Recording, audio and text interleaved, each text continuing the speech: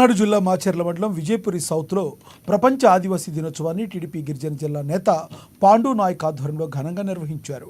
ఈ కార్యక్రమానికి ముఖ్య అతిథిగా టీడీపీ నేత ఎన్ బసివిరెడ్డి హాజరయ్యారు. ఆదివాసీల ఆరాధ్య దైవం సేవాలాల్ మహారాజ్ పోరాటం ఫలితంగా ఆదివాసీలు తమ హక్కులు సాధించుకున్నారని పాండు నాయక్ చెప్పారు. సీఎం చంద్రబాబు ఆదివాసీల సంక్షేమానికి కృషి చేస్తున్నట్లు తెలిపారు.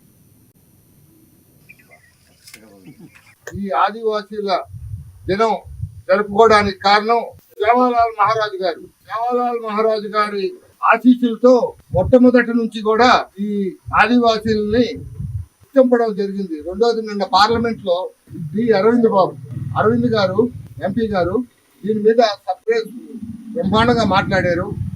దీనికోసం స్పెషల్ ఇది తీసుకొని వారు చాలా చక్కగా మాట్లాడారు. ఆదివాసీల మీద వారికి ఉన్న ప్రేమకి మా అందరి తరఫున వారికి కృతజ్ఞతలు తెలుపుతున్నాము.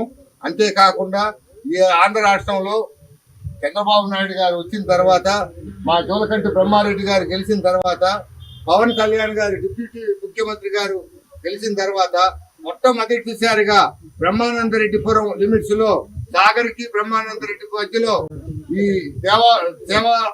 సేవాలాల్ మహారాజు గారి టెంపుల్ ఉండడం మా అందరి అదృష్టంగా నేను భావిస్తున్నాను.